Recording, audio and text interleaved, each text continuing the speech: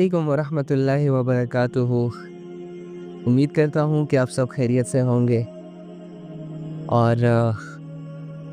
اللہ رب العزت کے سہارے اپنی زندگیوں کو گزار رہے ہوں گے۔ آپ کی زندگی میں موجود ہر اپس اینڈ ڈاؤنس کو آپ برداشت کرتے ہوں گے، ان کی سلیوشن کے لیے اللہ سے دعائیں کرتے ہوں گے۔ اللہ رب العزت نے آپ کو زندگی دے کر آپ پر بہت بڑا احسان کیا، اور پھر اس زندگی میں لوگوں کو آپ کے ساتھ جوڑا۔ اللہ رب العزت نے آپ لوگوں پر بہت سارے احسانات کیے، اور اللہ اب یہ چاہتے ہیں کہ ہم ان احساناتوں کا تذکرہ کریں۔ اللہ یہ چاہتے ہیں کہ میرے بندے اکٹھے ہو کر مجھے یاد کریں، تنہائی میں مجھے یاد کریں، تاکہ میں ان کے دلوں میں سکون کو بھر دوں۔ اللہ رب العزت یہ چاہتے ہیں کہ میرا بندہ جس کو میں نے ہی اپنے ہاتھوں سے تراشا، اللہ رب العزت چاہتے ہیں کہ میرا بندہ جس کو میں نے اشرف المخلوق کا ٹائٹل دیا، جس کو میں نے عزت دی، جس کو میں نے شہرت دی، بہت ساری نعمتیں اس کو دی، اللہ رب العزت چاہتے ہیں کہ میری یہ مخلوق مجھ سے دور نہ جائے، کسی نہ کسی کیٹیگری میں کمزوری کے اعمالوں کے ساتھ مجھے حاصل کرنے کی سٹرگل بس ان کی جاری رہے، اور یہ لوگ میرے ساتھ جڑے رہے۔ اور میرے ساتھ جب یہ لوگ جڑیں گے تو ڈیفینیٹلی اپنے دشمن یعنی شیطان سے دور رہیں گے، اور جب یہ اپنے دشمن شیطان سے دور رہیں گے تو یہ ان کامیابیوں کو حاصل کر لیں گے جو میں نے ان کی آنکھوں کی راحت کے لیے، ان کے دل کے سکون کے لیے، اور ان کے جسموں کی لذتوں کے لیے تیار کر رکھی ہے، یعنی جس کا نام جنت ہے۔ ارے جنت ملے نہ ملے وہ تو اللہ رب العزت دیں گے، ویسے کوشش کرنی چاہیے اس کے لیے، لیکن سب سے بڑی نعمت اللہ کا مل جانا، سب سے بڑی نعمت اس ذات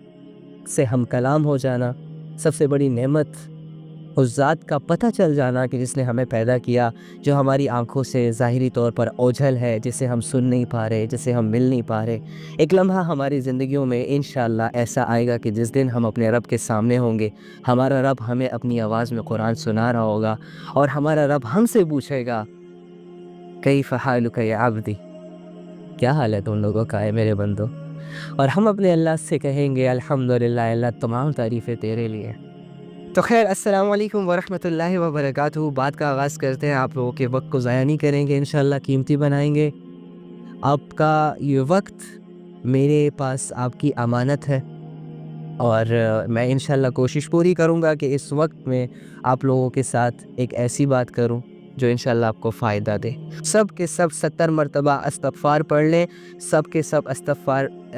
70 ٹائمز پڑھ لیں، تاکہ ہمارے گناہ معاف ہو جائیں اور ہم اللہ پر بھروسہ کرنے والے بن جائیں، ہماری بات، اللہ کی باتیں ہمارے دلوں پر اثر کرنے والی بن جائیں، تاکہ ہم پھر جلدی جلدی سے اپنا سبق شروع کریں۔ ٹھیک ہے، چلو جی، استغفر اللہ کہیں 70 مرتبہ۔ جو شخص 70 مرتبہ استغفار کرتا ہے،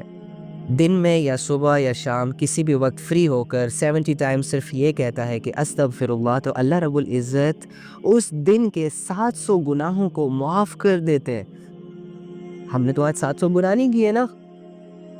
تو چلو اللہ سے معاف کرواتے ہیں۔ 70 مرتبہ استغفار کر کے ڈن کریں۔ اللہ کا یہ جو کلمہ جو ہمیں ماں کے گود میں مل گیا، لا الہ الا اللہ محمد رسول اللہ، بڑی آسانی کے ساتھ، خدا کی قسم کبھی کبھی میں یہ سوچتا ہوں کہ یار میری کیا ویلیو ہے، تمہاری کیا ویلیو ہے، ہمارے گھر والوں کی کیا ویلیو ہے، اس کے کیا ایفرٹس ہیں اللہ رب العزت کے لیے، اس نے کیا قربانی دی اس کلمے کے لیے، اس نے کیا کیا اس دین کے لیے، لیکن اللہ نے نہ جانے کیوں ہم پر اتنا بڑا انعام کر دیا کہ دنیا میں اتنے زیادہ مذاہب ہونے کے باوجود ہمیں اسلام جیسی نعمت دے دی۔ دنیا میں اتنے لوگ ہیں جو الگ الگ سوچ کے مالک ہیں، الگ الگ خداؤں کی عبادت کر رہے ہیں، کوئی بتوں کے سامنے جھک رہا ہے، کوئی خدا اپنے آنکھ کو سمجھ رہا ہے، کوئی سورج کو اپنا خدا سمجھ رہا ہے، کوئی رات اور دن کے آنے کو اپنا خدا سمجھ رہا ہے، لیکن ہم جس رب کے سامنے جھکتے ہیں، کتنا زبردست رب ہے جو نہ دکھائی دے رہا ہے نہ سنائی دے رہا ہے،